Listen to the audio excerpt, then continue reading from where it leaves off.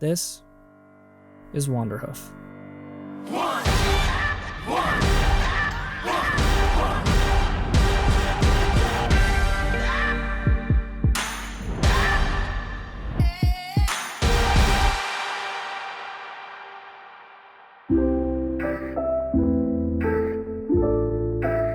So Seattle was like our first metropolitan city RV experience. I felt like we really had to dig deep in order to find the stuff that we thought would be a good fit for this channel. Yeah, absolutely. But that didn't stop us from doing some touristy stuff. Yeah, of course, you gotta visit the most iconic places. Yeah, Pike Place Market was super crowded and super awesome. It's always crowded. It's the home of the very first Starbucks location. Yeah, if you're a big Starbucks lover, which I'm sure there's a ton of you out there, you definitely want to visit the very first Starbucks ever built. Yeah, another cool thing about Pike Place is the fish throwing market. Kind of famous. When people order and buy fish there, the guys chuck it across the entire area and the other one catches it and everyone cheers and it's super fun.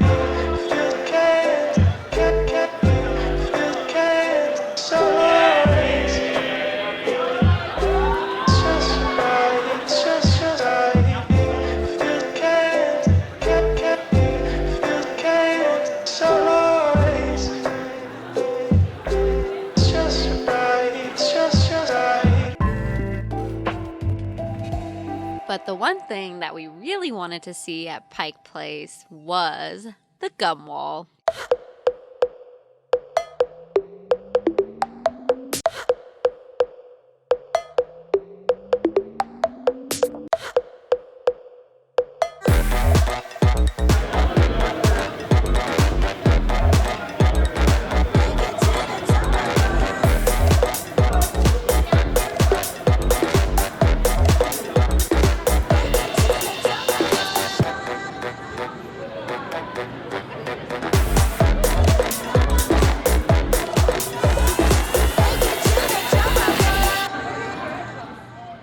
Disgusting, but smells amazing. Smells just like bubblegum. So after Pike Place Market, we still had a little bit of time, and one of the things we knew we wanted to catch was the Freemont Troll.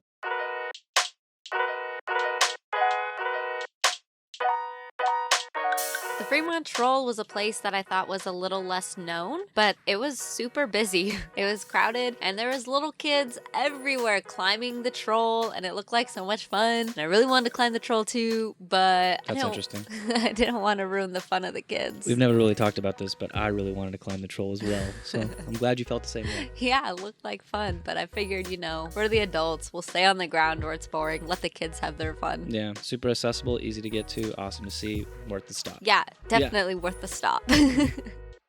So after we filled our morning with things that we were super excited about and planned out, we got to do the one thing that we were most excited about, which was the Ye Old Curiosity Shoppe, which was a place neither of us had actually ever been before. Yeah, and we thought it was a perfect fit for this channel. Yeah, absolutely. It's located right on the water, and we got to meet with Neal James, the general manager of the shop, and the shop has been in his family for multiple generations. Yeah, and Neal was so gracious to have us in there and show us the shop. I felt so happy that he was like taking his time out of his day to like meet with us and talk about the shop, and I felt like, oh wow, this is amazing. But then even after the interview, I seen, oh wait, he just does this with everybody that comes in the shop. Like he genuinely loves his job. He loves the people. He loves describing all the stories behind all the stuff in there, and it was just such a cool place, such a cool guy.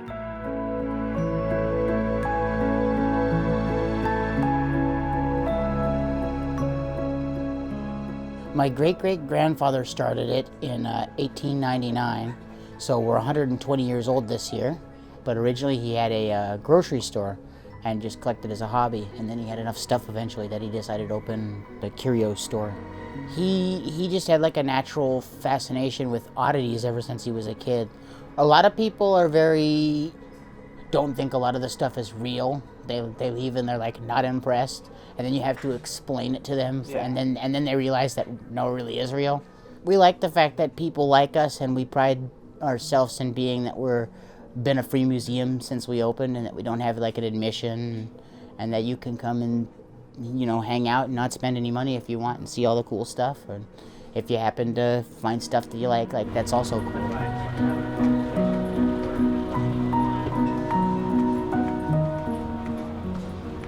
This display is about the original owner. One of my favorite items in the shop is, in this case, there's a pair of glasses in there that belonged to his grandmother. And he's my great-great-grandfather, so she would have been my great-great-great-great-grandmother. You know, for no particular reason, like, he's like, I'm gonna save my grandmother's glasses. And then like 120 years later, like, that's really cool.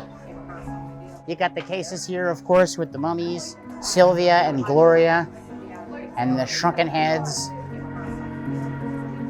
This guy's particularly interesting. It's the world's smallest shrunken head of like a full-grown person. Like, all the shrunken heads are real. Since we've been in business since 1899, a lot of stuff like this were things that we acquired when the laws were still different, and like you could buy and sell human body parts and it wasn't illegal. And so people took like trips or expeditions or whatever you call them to the place where like these people lived and got like real shrunken heads and then brought them back and sold them. All the mummies and the shrunken heads are real, real people. Generally speaking, the reason they did the head shrinking was because like they thought that the spirit wouldn't be able to recognize the body and come back and haunt them. So that's why they shrunk it. And then also it was like a status symbol, like, don't mess with us. My family's run a bunch of people out of here, so like, leave us alone. Yeah, Shrunken Heads definitely says that.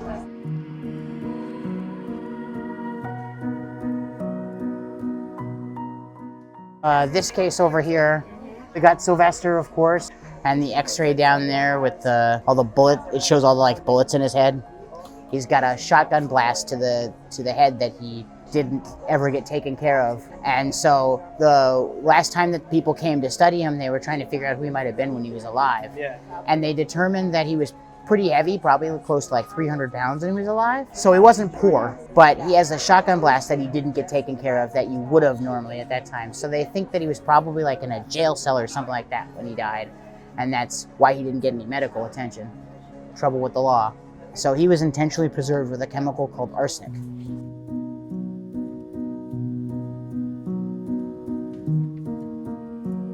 In that time, just in general, when you passed away, like somebody would have mummified them to preserve the body, especially if they didn't immediately know whose family members it was, you know, because otherwise the body would just start to decay, and you couldn't have like a funeral. This one's one that's particularly popular with people. Remember it from like when they came here a long time ago kind of thing, called a Fiji mermaid, and it's roughly like 200 years old or so. They used to be pretty popular with sideshows in Japan. And I also think that the crab above it's pretty neat just because of how big it is. It's a spider crab from the China Sea. We got like up there's a Pancho Villa's boot spurs, and then a saddlebag that one of the people that rode with Jesse James used. And then Chief Saddle's hat. We've got like this boat here that's made entirely out of ivory and baleen. Took 7 years to make. We've been in business since 1899, so 120 years. 120 years. Mm-hmm. You're gonna make sure it's still around in another 120 years? That's the hope. That's what I plan on doing. I plan to continue in my family's footsteps and have it continue. So on past me too. Awesome. Well, thanks, man. It was awesome. Thank you. He's super passionate about it, and thank you so much for taking the time out of your day and showing us your incredible shop. As far as curio shops go, I think that the Ye Old Curiosity Shoppe's kind of the granddaddy of them all, so excellent. One of my favorite things about doing this travel life is we get to meet with friends and family all over the country, which leads us to hanging out with our friends, Zach and Haven, from Fairbanks, Alaska. Which felt so crazy. It felt like we knew them from like a past life or like a different planet, you know? Yeah, and him and his girlfriend, Haven, had just moved down to Seattle, Washington, like 2 weeks prior, I think it was, and made time to hang out with us, which was really cool. So thank you, Zach and Haven, for hanging out with us and showing us around your new city. Get back. Okay. And now we get to hang out with our friends all the way from Fairbanks, Alaska. Hi. Thank you for the cookies and ice cream and the walk and the burgers and the friendship. Yes. Good things. You guys drove the Alcan too. We did, yeah. How was that? It was all right. Yeah. 10 out Bad time out of of 10 year. would not recommend. We drove when it was like not icy, and they drove when it was icy. Those are two very different Treacherous. experiences. Definitely. It took us a little bit, but we made it. We're alive. Awesome. Well, love you guys. Good seeing you. Let's hug it out. Oh god. Oh. Too intense. Bye. Bye. Have fun in Seattle. I hope you guys love it. Bye, guys. Bye. Goodbye. Bye. Goodbye. All right.